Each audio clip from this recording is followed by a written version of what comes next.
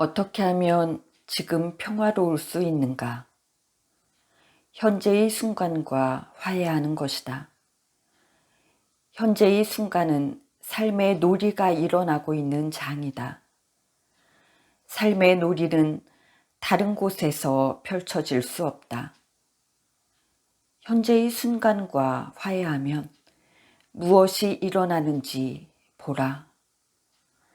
자신에게 무엇이 가능한지, 어떤 행동을 선택할 수 있는지를, 아니 더 정확히 말해 삶이 당신을 통해 무엇을 하는지를, 삶의 예술에 대한 비밀, 모든 성공과 행복의 비밀을 전하는 세 단어가 있다.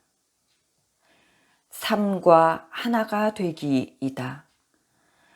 삶과 하나가 되는 것은 현재의 순간과 하나가 되는 것이다. 그때 당신은 자신이 삶을 사는 것이 아니라 삶이 당신을 살고 있음을 깨닫는다. 삶은 춤추는 자이고 당신은 그 춤이다. 에고는 현실을 원망하는 것을 좋아한다. 현실이란 무엇인가? 지금 일어나고 있는 것이다. 붓다는 그것을 타타타, 여여함, 삶의 본래 그러함이라고 불렀다. 삶의 본래 그러함이란 이 순간의 본래 그러함일 뿐이다. 그 본래 그러함에 대해 대항하는 것이 에고의 주된 특징 중 하나이다. 그렇게 해서 부정적인 마음 상태가 만들어지고 에고는 그것 때문에 번창한다. 그리고 그것이 만들어내는 불행을 에고는 사랑한다. 이런 방식으로 당신은 자신도 타인도 고통스럽게 만들지만 자신은 그렇게 하는 것조차 알지 못하며 자신이 지상에 지옥을 창조하고 있다는 것을 모른다. 모르는 채 고통을 만들어내는 것, 이것이 무의식적인 삶의 본질이다. 완전히 에고의 지배 속에 살아가는 삶이다.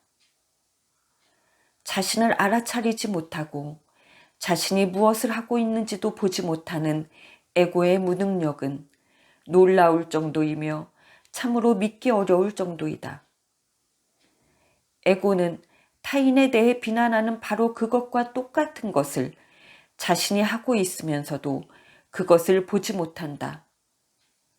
그 사실을 지적하면 분노하고 부정하고 교묘하게 반론하며 자기 정당화를 위해 사실을 왜곡한다. 그리고 모든 방법에 실패하면 소리를 지르거나 심지어 물리적인 폭력까지 휘두른다. 우리는 이제 십자가 위의 예수가 저들을 용서하십시오. 저들은 자기가 무엇을 하고 있는지 알지 못하기 때문입니다. 라고 한 말에 담긴 깊은 지혜를 이해할 수 있다.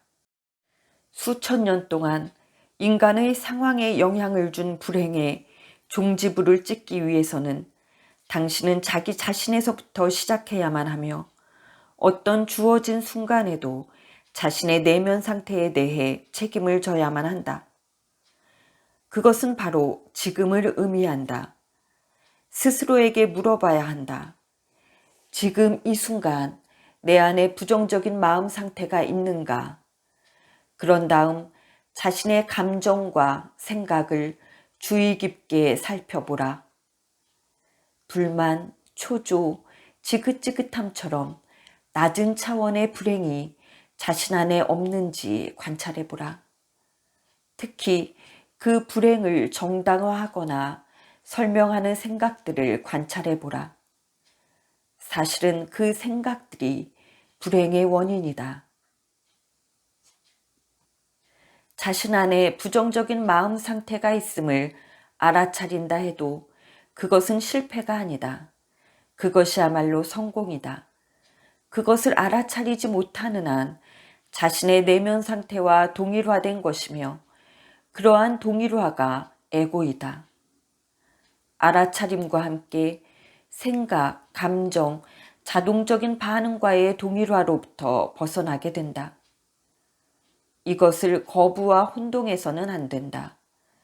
거부가 아니라 생각, 감정, 반응의 알아차림이며 알아차림의 순간에 그것과의 동일화가 자동적으로 막을 내린다.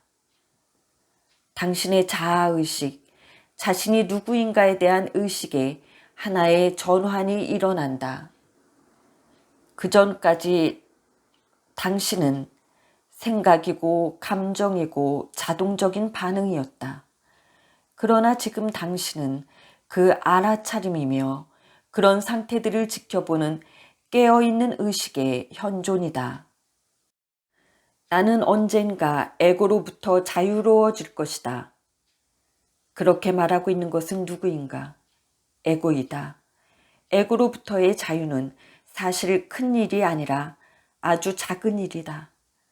당신이 해야 할 일은 생각과 감정이 일어날 때 그것들을 알아차리는 것이 전부이다. 그것은 정말로 하나의 행위가 아니라 깨어있는 바라봄이다. 그런 의미에서 에고로부터 자유로워지기 위해 할 수 있는 일이 아무것도 없다는 것은 맞는 말이다. 그 순간 생각으로부터 알아차림으로의 전환이 일어나면 에고의 영리함보다 훨씬 위대한 지성이 당신의 삶 속에서 작용하기 시작한다. 그 알아차림을 통해 감정과 생각마저도 개인적인 것이 되지 않는다. 그것이 본래부터 개인적인 것이 아님을 알게 된다. 또한 그곳에는 자신도 없다. 다만 인간의 감정, 인간의 생각만 있을 뿐이다. 궁극적으로는 하나의 이야기, 한 묶음의 생각과 감정들에 지나지 않는 당신 개인이 살아온 이야기는 이제 두 번째로 중요한 것이 되고 더 이상 의식의 전면을 차지하지 않게 된다. 그것은 더 이상 당신 정체성의 기초가 아니다. 당신은 현존의 빛이 되고 생각과 감정보다 앞선 더 깊은 알아차림이 된다. 지금 이 순간을 살아라에서 나는 두 마리 오리의 싸움을 관찰한 경험에 대해 쓴 적이 있다. 오리의 싸움은 결코 오래 지속되지 않으며 금세 헤어져 각자 반대 방향으로 헤엄쳐 간다. 그런 후에 두 마리는 몇 차례 격렬하게 날개를 털어 싸우는 동안 쌓인 나머지 에너지를 방출한다. 그 후 날개를 접고 마치 아무 일도 없었던 것처럼 유유히 무리를 떠간다. 만약 우리에게 인간의 마음이 있다면 우리는 생각 속에서 이야기를 만들어내면서 그 싸움을 계속할 것이다. 우리는 아마도 이런 이야기를 만들 것이다. 저놈이 저런 짓을 하다니 도무지 믿을 수가 없어. 저놈은 나는 안중에도 없이 내 옆구리 바로 근처까지 밀고 왔어. 이 연못이 자기 것인 줄 아나? 내 개인적인 공간에 대한 배려가 전혀 없어. 저런 놈은 다시는 믿지 말아야 해. 나를 약 올리려고 다음에는 어떤 계략을 꾸밀지도 모르는 놈이야. 이미 뭔가를 꾸미고 있는 게 분명해. 하지만 이쪽에서도 가만히 있지는 않을 거야. 두 번 다시 잊을 수 없도록 단단히 가르쳐줘야지. 이런 식으로 마음은 언제까지고 이야기의 물레를 돌리면서 며칠, 몇 달뿐 아니라 몇 년 동안이나 계속 생각하고 말할 것이다. 몸에 관한 한 그 싸움은 언제까지나 계속되며 이러한 생각들의 반응에 발생하는 에너지가 바로 감정이다. 그리고 이번에는 그 감정이 더 많은 생각을 만들어내며 이것이 에고의 감정적인 생각이 된다.